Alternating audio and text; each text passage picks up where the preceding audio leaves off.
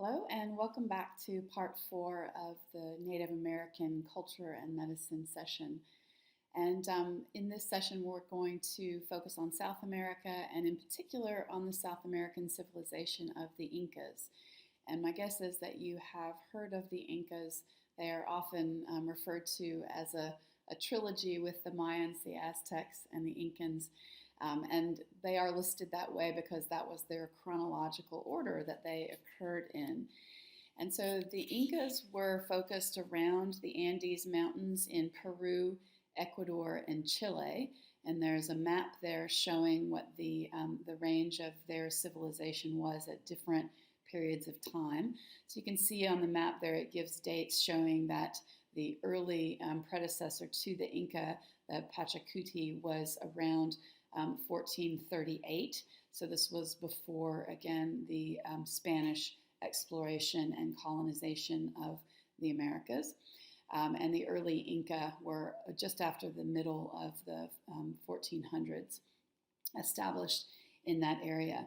It was quite a sophisticated civilization, but they didn't leave any written records. And so we know a lot less about the Incas and their culture than we did about the Mayans, for example, who left extensive documentation, and also their culture is somewhat more contiguous into the present as well.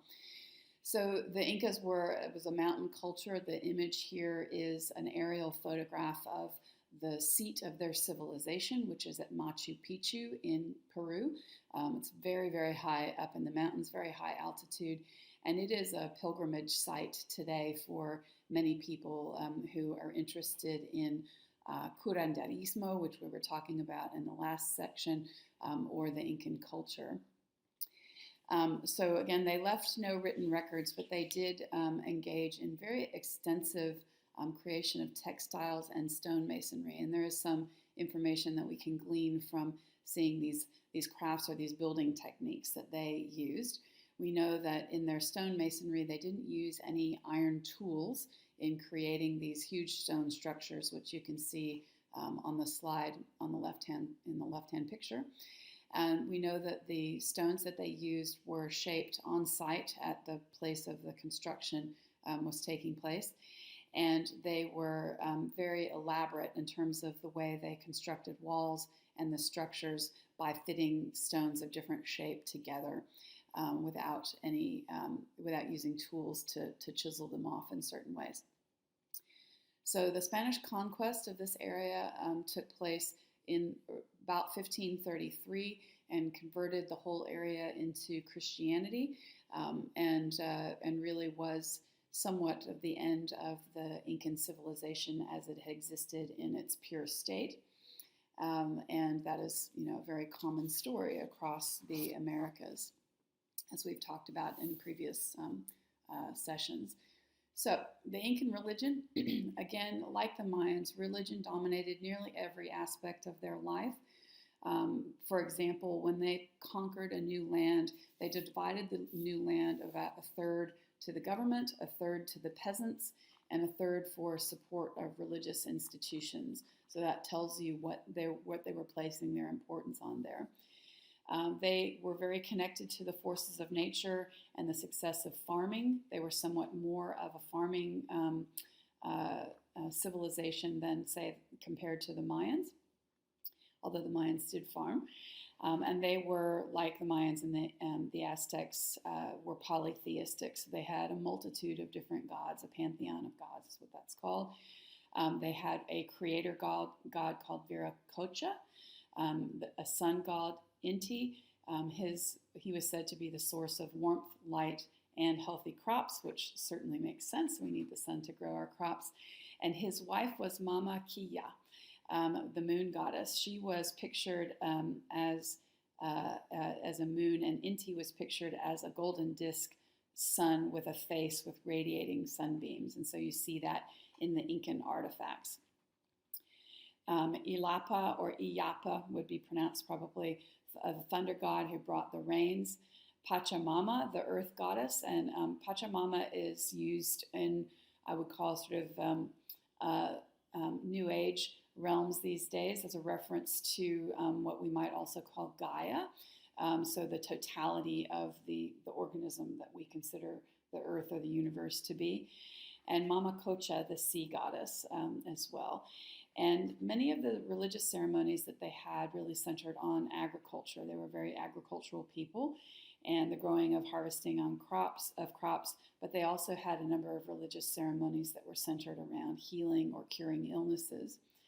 Sometimes they sacrificed animals or even people to the gods, and so this is also a common thread that we see from the civilizations prior to them in Central America. And they especially made sacrifices to the god of the sun, because the sun was seen as being so critical to the success of agriculture.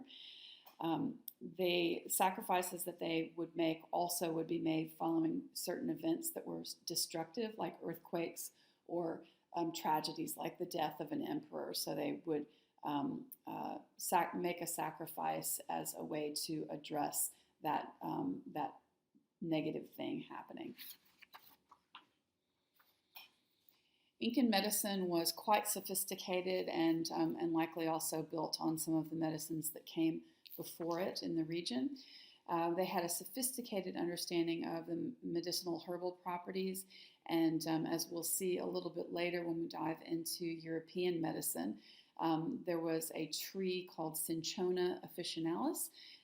The common name of that is Peruvian bark or sacred bark, and the bark of this tree produced quinine that was used for many years across many civilizations to treat malaria.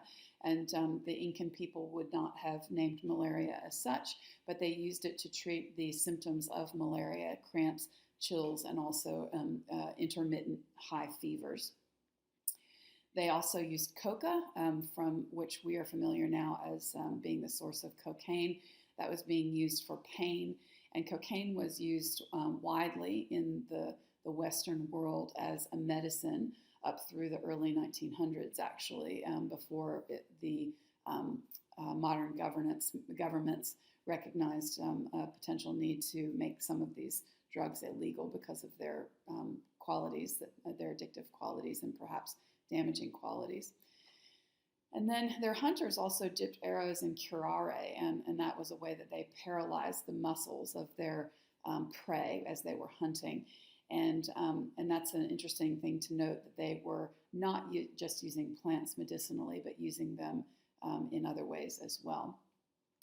And if you'll remember back to our lecture on the Stone Age and the periods immediately following that, there was something called trepanation, which was the creation of a hole in the skull to treat various things, or we can project what they were treating with those things, whether that be an injury, a head injury with too much pressure on the brain, or something like epilepsy, or even madness, insanity.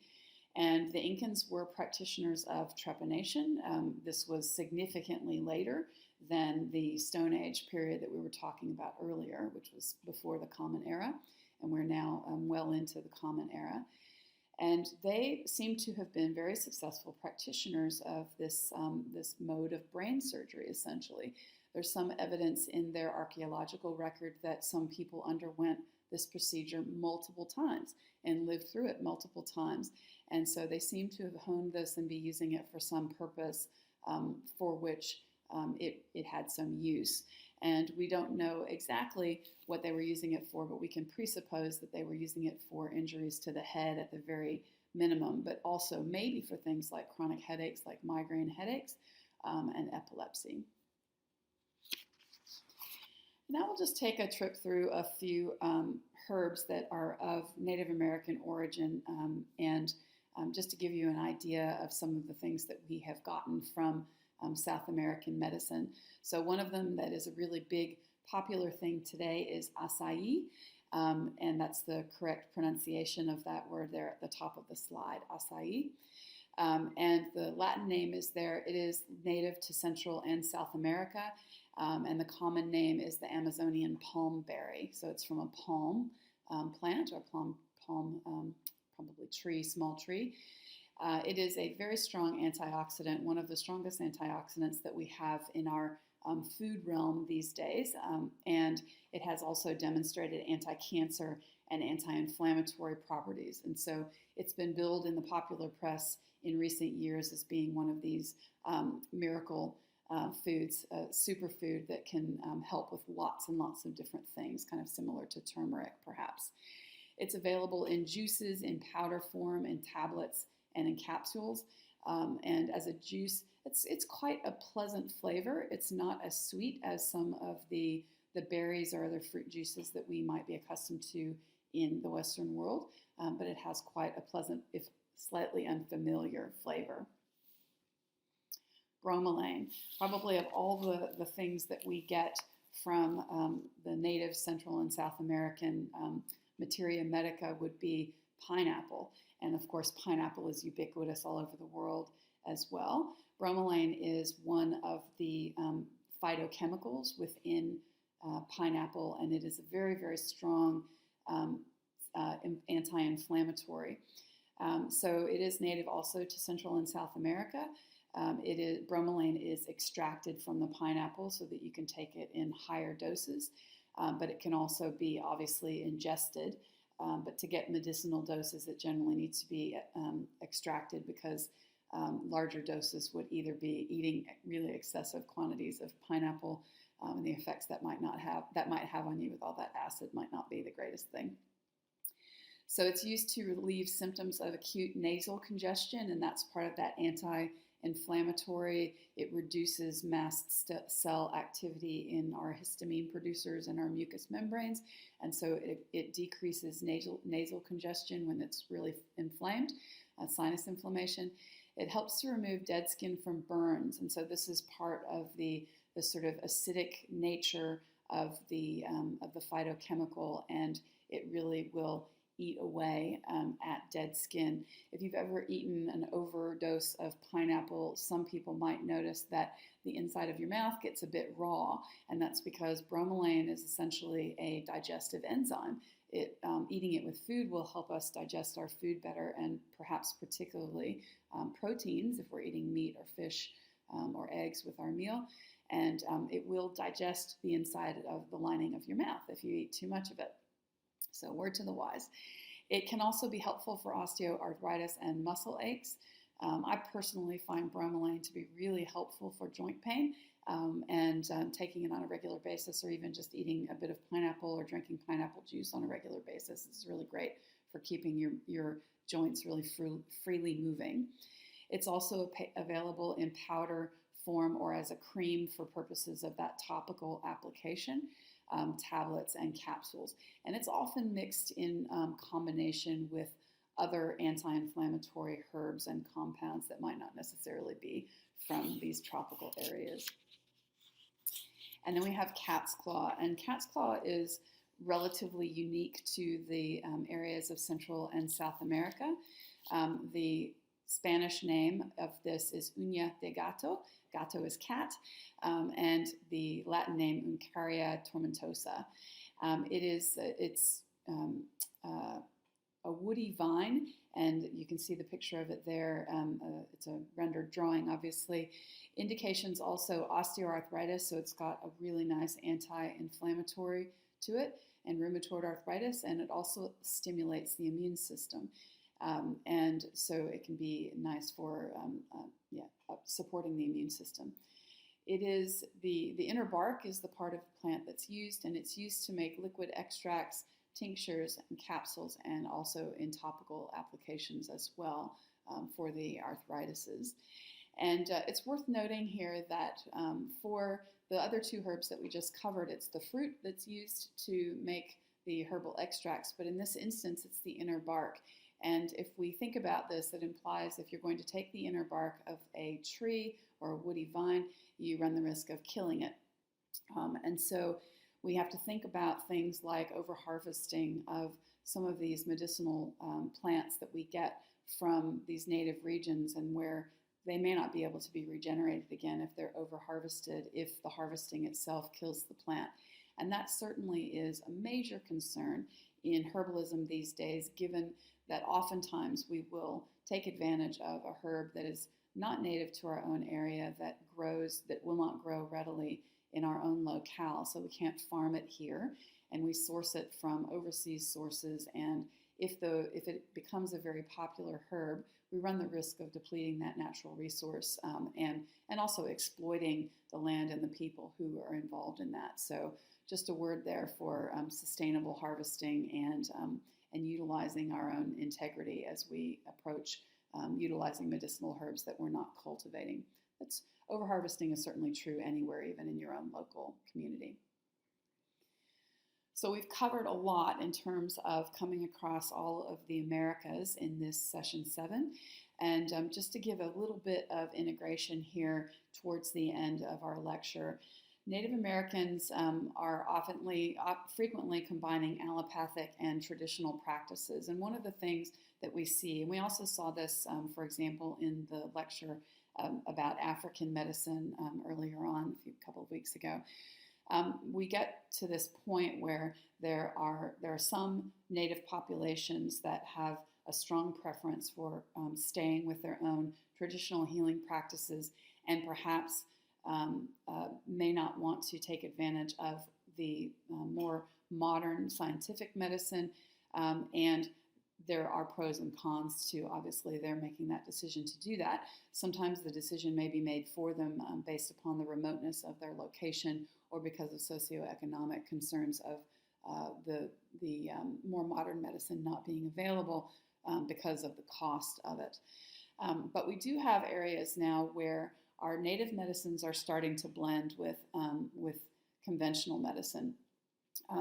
And when that blending takes place with conventional medicine, and when there is a real openness on the part of the conventional practitioners, conventional medical providers, and the native or indigenous cultures, there can be a real opportunity to create a synergy there, to learn from each other about the most powerful systems of healing across both of those realms, and to create a really strong combination of both, so that we are addressing not only, for example, people's psycho-spiritual needs or their cultural needs, but also making sure that if a person's condition outstrips the ability of their cultural medicine to deal with that, and if they wanted to take advantage of something that were a higher force intervention offered by conventional medicine, that would be available to them, and finding the right place and the right time for that to step in,